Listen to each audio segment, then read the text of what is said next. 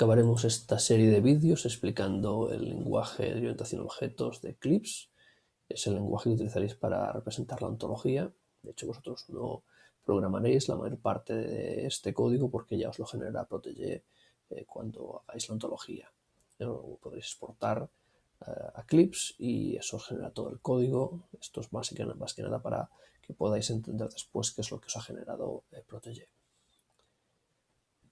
La parte orientada a objetos es una forma más de representar conocimiento dentro de Eclipse. De hecho, es una parte separada a los hechos. Tendremos los hechos por un lado, luego tenemos las instancias. Eso también lo tendremos que distinguir cuando escribamos las condiciones en las reglas. Distinguiremos las condiciones que son sobre hechos, las distinciones que son sobre instancias de la parte orientada a objetos.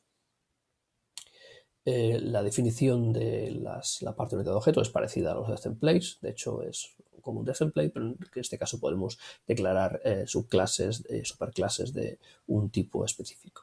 Más que nada podemos crear una jerarquía que represente mejor los datos, la información que queremos tener en nuestro programa. Para poder representarlo tenemos que utilizar la sentencia devClass. Cada clase que definamos será un devClass.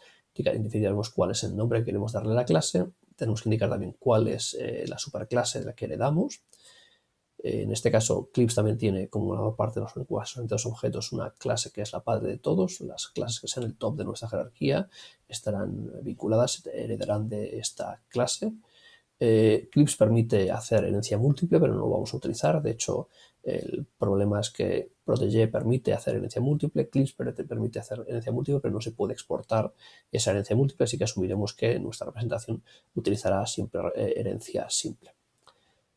Aparte de la superclase, tenemos que definir si la clase es abstracta o no. Que sea abstracta simplemente quiere decir que no podremos crear instancias de esa clase. Si es concreta, pues podemos crear instancias. Por defecto, el Protege os va a generar todas las clases como concretas, por lo tanto no habrá ningún problema. Podéis crear clases de instancias de todas las clases. Luego también podemos indicar si queremos que ciertas clases se pueden utilizar como condiciones de las reglas. También por defecto Protege pone que todas se pueden utilizar, pero si quisiéramos evitar que ciertas instancias se pueden utilizar, podríamos hacerlo en la definición de la clase. Y luego, como un template, definiremos cuáles son los slots y los multi-slots que tenemos. Aquí tenéis un par de ejemplos, ¿no? Pues el ser vivo tiene como superclase la clase user, que es esa clase que os digo que es el top de la jerarquía. Definimos la clase como abstracta, la definimos como pattern matching no reactive, así que quiere decir que nosotros no podemos crear instancias de ser vivo y que aunque las quisiéramos crear no podríamos utilizarlas o no las podríamos utilizar dentro de las condiciones de las reglas. Y definimos un slot que tiene un valor por defecto.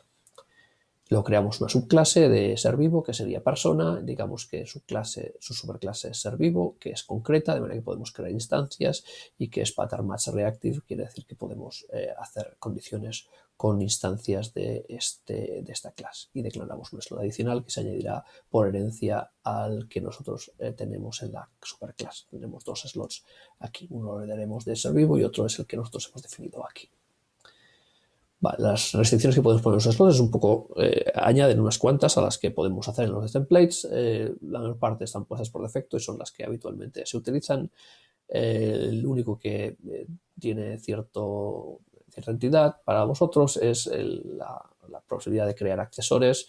De hecho, por defecto crea todos los accesores el Eclipse. Luego veremos cuando veamos cómo ejecutar funciones en los objetos, cómo definir métodos para las clases, que ya tenemos una serie de métodos por defecto que permiten hacer la modificación y el acceso a la información que tienen los slots. Entonces no nos debemos preocupar de eso. Para crear instancias, igual que tenemos para los hechos la sentencia assert, aquí tenemos makeInstance. Aquí makeInstance es un poco diferente.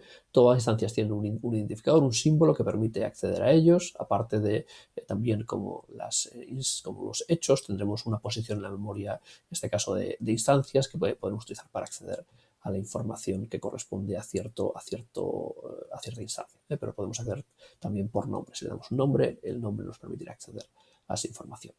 En makeInstance definimos cuál es el nombre que queremos darle a la instancia, decimos de qué clase es y después identificamos los slots y los valores de los slots igual que haríamos con un devTemplate. Igual que con los hechos, podemos crear múltiples instancias, que de hecho es lo que después haréis cuando creéis la ontología con Protege. Crearéis vuestra ontología, crearéis también las instancias dentro de Protege y después las exportaréis, y para que, igual que pasa con los hechos, se creen al principio cuando hagáis el reset del programa en Eclipse, definiremos en este caso un def instances, le daremos un nombre, ahí aparecerán todas las instancias y cada vez que reiniciemos el programa todas las instancias se asertarán como instancias en nuestra base de hechos. Aquí, por ejemplo, tenemos uno de personas, tenemos dos personas que cada vez que hacemos un reset se insertan en nuestro programa como inicialización de nuestra base de hechos. Para poder trabajar con las instancias utilizamos lo que llamamos mensajes. Mensaje básicamente es una cosa que le mandamos a un objeto para que reaccione y haga alguna funcionalidad, ya sea hacer un cálculo o cambiar su estado. Para procesar los mensajes tenemos lo que se llaman manejadores o message handlers, que simplemente se encargan de recibir cuál es el mensaje que le mandamos a la instancia y procesar los parámetros que pueda tener ese mensaje. En Protege no podemos definir los message handlers, así que si quisiéramos tener algún message handler para las clases que definimos, tendríamos que definirlas después en el código de Eclipse. Definimos message handler, le decimos a qué clase pertenece, como es un lenguaje orientado a objetos, aquí podemos definirlo en la clase que nos apetezca dentro de la jerarquía que le corresponda, lo podemos definir en la superclase de toda una jerarquía de objetos, o en particular en alguna de las subclases, incluir, igual que te hacemos también en otros lenguajes orientados a objetos, también podríamos redefinirlos en alguna subclase. Definimos method handler, la clase, cuál es el nombre, esto sería igual que una función. Tenemos un tipo para los method handlers, hay diferentes tipos de method handlers en Eclipse, pero utilizaremos uno que se llama primary, que correspondería a cualquier método en un lenguaje orientado a objetos. E igual que en las funciones tenemos una lista de parámetros, también podríamos tener parámetros fijos y parámetros variables. Los variables se tratan igual que en las funciones, tendríamos una variable $interrogante para el conjunto de parámetros adicionales que no correspondan al número fijo que tenga el method handler. Y luego, pues simplemente la parte que se ejecuta sería escrita mediante el lenguaje funcional de Eclipse. El resultado pues correspondería a lo que hiciera esta parte de la función, o del method handler, si queremos llamarlo method handler. Vale, por defecto tenemos una serie de method handlers que ya existen en toda clase. Tenemos el init, que reinicia el valor del objeto a sus valores por defecto. Delete, que lo que hace es borrar la instancia. En este caso no podemos hacer retract. Tenemos que mandarle un mensaje al objeto, le hacemos delete y el objeto desaparecerá de la base de hechos. El print lo que hace es retornar un string con una representación en listas de nuestro objeto. Si al crear la definición de las clases ponemos create accessors, lo que va a hacer es crear para cada slot un método que permite acceder a la información del slot. Si hay n slots, tendremos n métodos get, nombre del slot, que permitirá consultar la información que tiene ese slot, su valor, y luego también tendremos tantos métodos put como slots tengamos. Put-nombre del slot permitirá modificar el valor que tiene ese slot. Le mandamos ese mensaje al objeto y eso modificará o permitirá acceder a la información. Vale, al igual que en otros lenguajes orientados a objetos, también tenemos para programar los method handlers una variable de autorreferencia, igual que tenemos, por ejemplo, en Java y en C. Tenemos el this en Java y en C++. Aquí tenemos la variable self. La variable self se puede utilizar solamente dentro del method handler. Con interrogante self : accedemos a los slots internos que tenga ese objeto. Es un método que está ejecutándose internamente dentro del objeto. Eso nos permite acceder directamente a los slots sin tener que trabajar también con los method handlers para acceder internamente a los valores de los slots. Tenéis aquí, por ejemplo, un method handler para persona que lo que hace es escribir el nombre y nos hace un printout, y tenemos la variable interrogante self : nombre, que lo que haría sería acceder al slot nombre de esa instancia cuando lo ejecutáramos. Para poder mandar los mensajes a las instancias tenemos las sentencias send. En este caso es diferente que en los hechos. Los hechos, si queremos modificar alguna cosa, tenemos que usar modify. Aquí simplemente hacemos un send y el send ejecutará en el objeto el message handler que corresponda al mensaje que le enviamos. En este caso, para hacer el envío, podemos utilizar el nombre de la instancia. El nombre de la instancia tiene que estar entre corchetes, o si conocemos la posición que tiene en la memoria la instancia, también nos sirve. Podemos hacer el send, entre corchetes el nombre de la instancia, o si hemos obtenido en la regla, en la condición, por ejemplo, la posición que tiene cierta instancia en la memoria de trabajo, le podemos mandar también con el send el mensaje al message handler que corresponda.